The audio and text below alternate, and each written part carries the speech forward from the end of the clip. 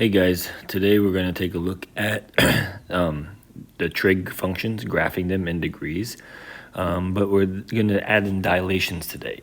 So last week on Friday we talked about the translations with trig functions, moving them left to right, up and down. Today we're going to talk about dilations, so that's going to result in either a vertical stretch or a horizontal stretch.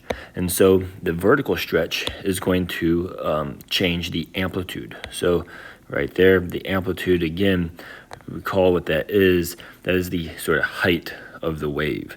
And so the way you find the amplitude is you locate your midline, which we said is always going to be equal to the value of the vertical shift. So did it move up or down? That number is your midline, and then you find it and you count how far away that midline is to the maximum, and that would be your amplitude. And you'll see today where you find the amplitude within the equation. And then the other thing that we're going to change today is the period, and that's going to be a horizontal stretch, and that's going to again show up. We'll see where that is located in the equation and how we figure out what the period is. Recall that the period for sine and cosine is 360 degrees until we start stretching it. So again, remember the period for sine and cosine is 360 degrees for sine and cosine, and it is 180 degrees for tangent. And again, we talked about how to find the amplitude using the midline. Again, in these notes, the midline will always be the x-axis because we will not be moving these trig graphs up or down at all in these four examples. So let's jump into this example here and take a look at how to graph this function f of x equals 3 times cosine 2x. And so what you'll notice is that there is a 3 in front of the cosine now that's not being added or subtracted. It is multiplying cosine by 3, and this is going to dilate the graph in respect to the y value. So the amplitude is going to change. This number tells you what the amplitude is of your graph. So this cosine function is going to have an amplitude of 3. Then to figure out the period, the horizontal stretch, what you're going to do is you're going to take the number that is being multiplied or divided, whatever you're multiplying x or by or dividing x by, and then you're going to take that and either multiply or divide 360. Now, because x always lies, it says 2 times x, we're going to divide the 360 degree period by 2 and get 180 degrees. And so what that tells us is that this cosine graph is going to repeat every 180 degrees. It's going to take 180 degrees to complete one cycle. So once we have that, we again identify what our cosine or what our parent graph is, which is cosine in this case. And we write down our table for our parent graph, and those are again your quadrantal angles. And then you're going to need to find out what your mapping notation is. And so again, remember y does not lie, so we have and x does. So we're going to have x divided by 2, and we're going to have 3y. And so again, whatever you're doing to 360 here, we're dividing by 2. That's what you're doing to the x values. And so when you go through this, you find your x values by plugging them in. 0 divided by 2 is 0. 90 divided by 2 is 45. 180 divided by 2 is 90. 270 divided by 2 is 135. 360 divided by 2 is 180. And then you'll see for your y values, you have 3, you have 0, negative 3, 0, and 3. And so these are the new points for your graph. And so we come over here, and you'll notice it asks us to graph this. And so we have 0, 3, which is right there. We have 45, 0, which is right there. 90, negative 3, 135, and 0, and 180 and 3. So we have one period and it looks like this. And if you wanted to continue to draw, if you wanted to draw a second period, you'd have a point here, here, here, and there, and you'd have your second period. Okay. And you'll notice that if you look at this, the amplitude is 3, so a distance of 1, 2, and 3. And the period is 180 degrees. This graph begins repeating at 180 degrees. And then the domain is always going to be negative infinity to infinity for sine and cosine. And then the range, an easy way to find the range is to identify what your midline is, so 0, and then add and subtract 3. So that's going to be negative 3 and positive 3 is going to be your range, inclusive, so you put the brackets on it. In this second example, there's a similar problem, but there's one thing added in here. You see we want to graph the function negative 2 sine of 1/3 x. And so the negative sign there is going to be a reflection over the x-axis. And then the amplitude is going to be 2. The amplitude is always positive, so you don't put a negative 2 there just because there's a negative out front. And then the period, again, you'll notice this 1/3 x, that can be written as x divided by 3. And so what we're really doing there is we're dividing those x's by 3, which means since x lies, we're going to multiply our period by 3. And so you get 3 times 360, which is going to be 1,080 degrees. And so it's going to take 1,080 degrees to repeat this sine graph. I did add in here the midline. The midline is y equals 0, so that will help us figure out our range. And then for our mapping notation, again, the x values are affected by the period, so that's going to give us 3x, and then we're going to have negative 2y. And so we're going to go through and we're going to multiply the x's by 3 and the y's by negative 2.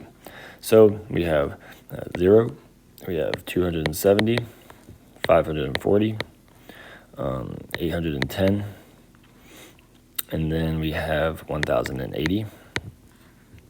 And then at that point, for the y values, you're going to have 0, negative 2, we're going to have 0 again, and then we're going to have positive 2, and then we're going to have 0.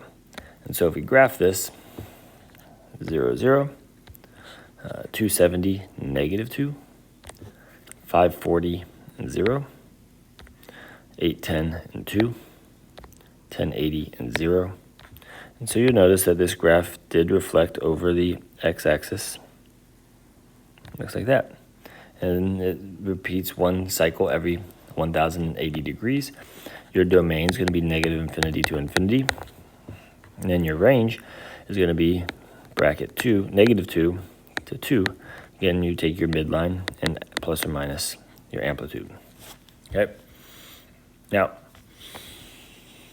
the last two equations here are going to be tangent functions. So we're going to look at these and how they are affected by a change in period and the vertical scale being changed, or the vertical stretch. And so if we look at this, again, we're graphing f of x equals 4 times tangent 1/2 x. The vertical scale change is just 4. Again, tangent does not have an amplitude. The period, again, right here we have 1/2 x. That's the same as saying x divided by 2. And since x lies, that means really we're multiplying x by 2. So the period is going to be 180 times 2. Recall the tangent period is 180 degrees. So that means it's going to move and change to 360 degrees. Now, at that point, we're going to have to come up with our mapping notation. So we see that we are multiplying the x's by 2, the y's by 4. So 2x, 4y. It's going to give us 0. It's going to give us 90, 180, 270, 360. And then it's asking us to only graph one cycle. We could keep filling this in if we'd like to. 225 would be, multiply that by 2, you're going to get 450. and then 270 is 540. 315 is going to be 630, and then 720. Multiply the y's by 4, so that's going to be 0, 4, still undefined, and then -1 times 4 is -4. Then you're going to have 0 times 4 is 0, and then 4, and then undefined, and then -4, and 0. So then at that point, you want to identify where your... So again, you want to identify where your asymptotes are, and you're going to put those on your graph. So 180 degrees, that gets an asymptote there. And again, remember you want to make it a dotted line, and then we're going to have another one at, what did I say, 540. There we go. And so at that point, we're going to put these on our graph. So we have 0, 0. We're going to have 90 and 4. Then you're going to have your vertical asymptote, and then you're going to have 270 and -4, which is right here. 360 and 0. And then 540, or 450 and 4. And then 540 is your asymptote. And so what you have is something that looks like this. Right there. And so what you're going to have here, again, what exactly is one cycle? One cycle is going to be where you have, that's half of it, then you have your asymptote, and then that. So that's one cycle. And then at that point, it repeats it again. So your asymptotes, again, the way you write that, you find out where your first one is. It's at 180 degrees plus, and then you see what your period is. It says 360, so we're going to repeat every 360 degrees that asymptote. And then the domain is going to be all x values that don't equal one of those asymptotes. So x not equal to 360 degrees, 180 plus 360 n. Okay. And again, the important thing is identify what changes are happening, get your mapping notation, and identify the new points. Last problem, we have -2 tangent 3x, and so there's going to be a vertical scale change of 2. The period is going to be, since we're multiplying by 3, we're going to divide 180 by 3, and so that's going to give us 60 degrees. So our new period is going to be 60 degrees. Don't forget right there, that is a reflection over the x, so reflect over x-axis. And then you have your tangent points for the graph of the parent function. And then you're going to write down your mapping notation. So we're dividing the x's by 3 and multiplying the y's by -2. And so if you go through this, you get 0, and then 15, and then 30, and then 135 divided by 3, that's going to be 45. And then you're going to get 60, and 75, and then 90, and then 105, and then 120. And so, and then you multiply -2 by your y values, so you have 0, -2, undefined is still undefined, +2, 0, -2, undefined, and then 2 and 0. Or, let me just make sure I had that right. Yeah, okay. So, at that point, take these over here. You're going to put on your asymptotes. Again, you notice I'm counting by 15s here. I don't need to go up really high. I just need to count to 60. So I'm counting every 2 spaces is 60 degrees, or is 30 degrees. So you have 0, 0. You have 15, -2. And then we have an asymptote at 30 degrees. And we have that. And then you're going to have 45 degrees and 2.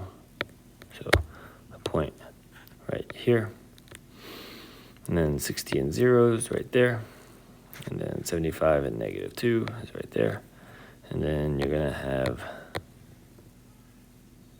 that asymptote right there.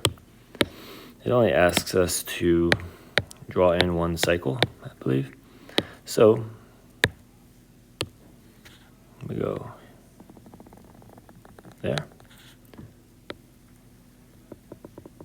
I like at least drawing in that part. I don't like stopping just right there. So we have that, and then just remember, so one cycle is occurring every 60 degrees.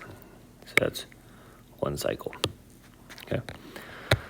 Again, the asymptote here, it's going to be 30 degrees plus 60 degrees times n. So again, this number is always going to be your period. And then the domain is going to be all x not equal to 30 degrees plus 60 degrees times n. Again, I'm sorry I'm out. I had a family emergency come up, and so I hope to be back on Tuesday. Again, if you have any questions, please let me know. You can email me. I should be able to respond. Again, I will see you hopefully on Tuesday.